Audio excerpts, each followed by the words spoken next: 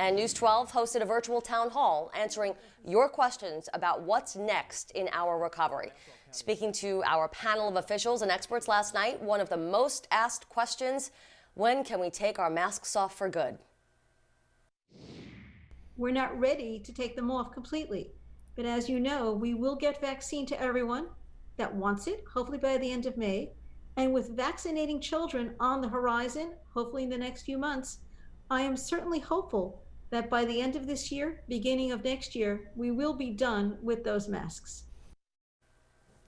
And the Biden administration says there will be enough doses to vaccinate every adult by the end of May. Culture. Hi, News 12. I just won The Voice. Community. The first shot went into the arm of Port Washington nurse Sandra Lindsay. Connections. Seems like so much fun. It was pretty hectic. Discover News 12 New York. Hey, look, we're happy, right? A new way to see the best of News 12's local channels from across the tri-state area, all in one place. Now streaming 24/7 on your favorite devices. Discover News 12 New York today. There have been a lot of masks this year, but alas, not a lot of masquerades. This is Sophia's in Greenwich, and if you are looking for a costume from the 60s, the 70s, the 80s, or the 1880s, you will find it here. But now, this institution is at a crossroads. The pandemic hit their business hard, and a development project means their lease may not be renewed.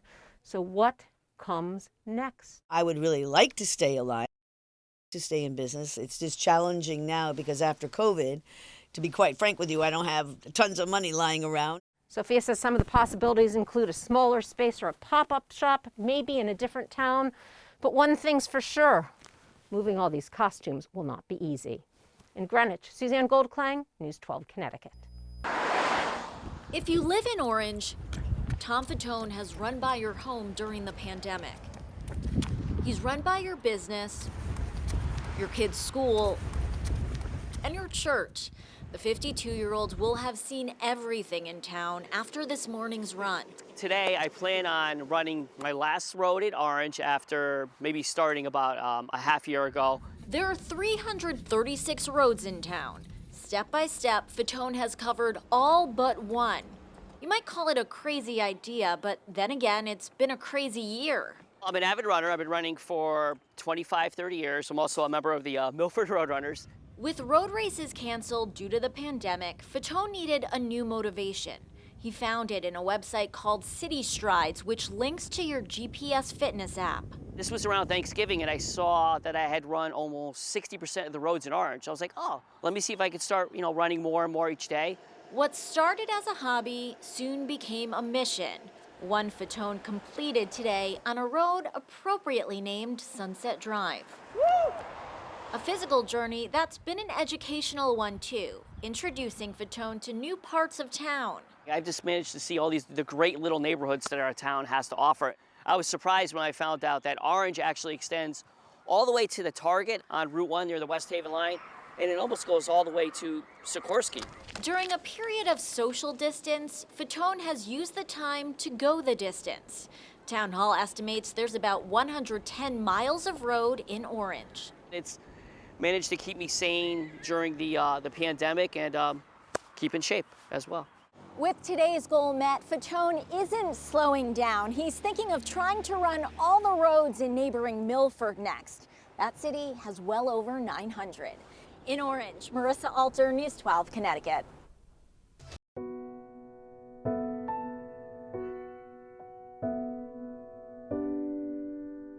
We were always the underdog type of family, the Islanders, the Mets, and we just loved watching the games.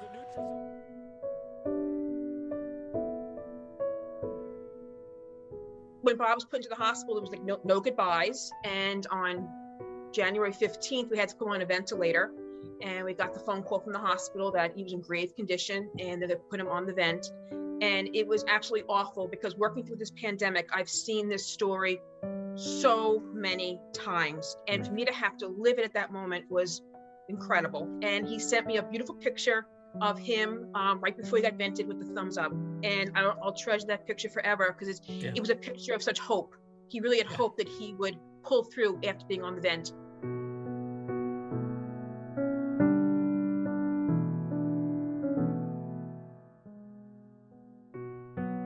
You know, we went in and we were all gowned up and we went to see him at the bedside, and it was shocking, but yet it was so beautiful to have that opportunity for the kids to say whatever they had to say for the last time. I do believe Bob heard us. And my son hung over the bed and he said, Dad, I love you, and I'm gonna get my Eagle Scout, Dad. I'm gonna do it. I'm gonna do it for you, Dad. And my daughter said, Dad, you know, I love you, and I'm going to become that ESL teacher, and I'm gonna change the world. And I told Bob that I would love him now, always, and forever, like we said on our wedding day. Although he couldn't respond to us, I know he heard us. Yeah. And it will carry us through. That picture of three of us together shows that we are going to be strong. We're going to do this for Bob's memory.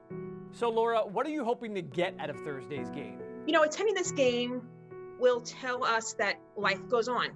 And there's so much we still have to do as a family and in Bob's memory, and that we're going to be okay. If you're looking for something new to watch, there's so much streaming, including this anticipated drama that's a very different role for Spider-Man star Tom Holland. I'm 23 years old, and sometimes I wonder if life was wasted on me. Holland reunites with Avengers directors Joe and Anthony Russo in Cherry, an epic about war and opioids. It premieres on Apple TV Plus tomorrow. Marvel fans go behind the scenes of WandaVision. We find Vision and Wanda in the 1950s in this sort of sitcom town. Get an insider's look at Marvel Studios' first streaming series, in Marvel's Assembled, the making of WandaVision. It's on Disney Plus tomorrow. This is a romantic thriller starring a former Nickelodeon star. I might have made a huge mistake. That's Victoria Justice in Trust. Stream it on demand tomorrow. It's a buzzed-about documentary about the child stars of the 90s and their lives in the spotlight. I carried a camera with me everywhere I went. See Soleil Moon Frye's personal footage that chronicles her post-Punky Brewster life in her tweens and teens, alongside many famous faces that I grew up watching in Kid 90. It premieres tomorrow on Hulu. And this charming family comedy will entertain kids of all ages. Well, Yes Days are like fun, and Mom and Dad are like fun killers. We are plenty fun. Jennifer Garner produced and stars in Yes Day, playing a parent who agrees to let her kids make all the rules for one day. See it tomorrow on Netflix. So much fun, I can only imagine what I'll be saying yes to after we watch this together. That's what's streaming, working from home. I'm Elisa DiStefano. 100, how do you feel? I feel good. Happy. Cherry Hill resident Ethernal Saxon never anticipated ringing in the big 100 at a vaccination site. Happy birthday, dear Ethernal. But today, she celebrated the milestone birthday, receiving her second dose of the Moderna vaccine at the Camden County vaccination site in Blackwood. This is amazing. I'm just so happy and pleased and grateful for the county for doing this. Her daughter Kathleen by her side. I said, how old do you feel? She said 16. As she was presented with a proclamation from Cherry Hill Mayor Susan Shin Angulo, along with flowers and cupcakes. Saxon's daughter telling us this past year has been hard for her mom. What you do keeps you oriented and it keeps your mind sharp. And because she couldn't go out as much, we couldn't go to church, we couldn't go and do things. So I could see that her mental status was affected by the fact that we were so isolated. The two now fully vaccinated. And if you ask Ethernal where she wants to go first, anywhere she takes me. A visit from grandchildren and great-grands on the schedule for this weekend. We haven't really hugged them, and some of my nieces and nephews, so that's what I'm looking for, that human contact. In Blackwood, Erica Such, News 12, New Jersey. Those seniors got the first shot of the Moderna vaccine today, and for them that really just means they're one step closer to getting back to some of their normal activities. I feel good. I feel so happy. Olga Guzman is one of 123 residents here at the Wesley Hanson Senior Apartments who got their first shot today. And the first thing she plans to do once it's safe to do so is kiss or hug my family. Yeah. You want to kiss and hug? Yeah. Yeah. I need. The Housing Authority of Perth Amboy collaborated with the Jewish Renaissance Medical Center and the city of Perth Amboy for this mobile visit, bringing vaccines directly to those most in need. These residents, many of them don't get out on their own. Some of them are housebound, and this way they don't have to worry about catching a virus or being exposed to viruses because it's getting scary. We're able to go mobile, so we'll be visiting multiple places like this Housing Authority building throughout the next couple of months, providing vaccines to the seniors. Residents at the Wesley Hanson Apartments were contacted by phone to help with the registration process, and they also had the option of whether or not they wanted to receive the vaccine. It's up to the seniors themselves if they want to get the vaccine. We do offer it to everybody that lives in the building. Perth Amboy Mayor Helman Kaba talks to us about some of the concerns he's heard from some of his most vulnerable constituents about accessing the vaccine. It's not trickling down like everyone will like it to, but we have faith that the proper authorities or federal, state, and the county would provide the vaccines that is necessary. We just need to continue to be proactive. Naomi, are they able to vaccinate every senior at every senior apartment complex? So doctors told us here today, unfortunately, they're kind of at the mercy of the state. So whatever the state can give them is what they have. But in the meantime, they'll try to get to as many seniors as possible. But until then, again, they're at the mercy of the state, but they'll get to it eventually. March 19th, it's a day many restaurant owners here in the city are looking forward to. The governor announced today that on that day, restaurants will be able to expand to 50% indoor dining capacity. That's a jump from the 35% that we have now. And at this Caribbean-themed restaurant that celebrates all things Trinidad, the supervisor tells me it will allow them to not only host more customers on a given night, but also be able to help those Brooklynites that celebrate those special occasions. Restaurant staff say that with this news, they will be able to seat around 40 customers indoors and an additional 40 in their heated back patio, where a few customers are out celebrating a birthday party tonight. Staff also say this restaurant opened during the pandemic, so being able to have more diners inside will be a godsend and adds to the vibes inside the place, including Trinidad-themed artwork on the tables. Luckily, though, she says it seems things are looking better for them now. It's been hard because we had to cut back on staff. Because we had a full staff before, we had to cut back on staff because it wasn't so, it wasn't so much coming in because it wasn't so much to see, also, and with the amount of money, most of it goes towards rebuilding your store. A little light at the end of the tunnel for so many restaurants all across the city. And Hannah, how does this increased capacity compare to areas that are outside of New York City? Yeah, well, New Jersey will also be expanding to 50% capacity on March 19th, and the rest of New York State, which is currently at 50% capacity, will be able to finally expand to 75%. Javier, can you say hi? Javier Castillo Maradiaga is back at home now, his sister posting this video on her Instagram. We want to enjoy today as a family. We want to enjoy today that, this little victory. The Honduras-born Bronx resident was released from an ICE detention center today. Welcomed back by family and friends, this reunion 15 months in the making. We've been worrying and we've been fighting and we've been advocating for Javier. Dozens have been protesting the 27-year-old's detainment since he was taken into custody back in December 2019, accused of jaywalking. I want to thank to all the comrades that have been taking the street. Despite so much community support, Maradiaga has had multiple close calls with deportation, even though he's lived in the U.S. since he was 7 and was under the DREAM Act. Maradiaga's family tells us he didn't renew his DACA status in 2019 because he was scared to share his personal information. Now he's been released after his 30-day stay of deportation expired last week. Congressman Richie Torres has been working with ICE for months to free Maradiaga and tells us tonight he's happy to hear the news. I celebrate the release of Javier, but the process was tragic. The family is still waiting for Maradiaga's petition for immigration relief to let him stay for good, but his sister says she's grateful to have him back for now and ready to fight for other immigrants. Javier is just one, and we have to worry about all the rest. In Mott Haven, Justine Miller, News 12.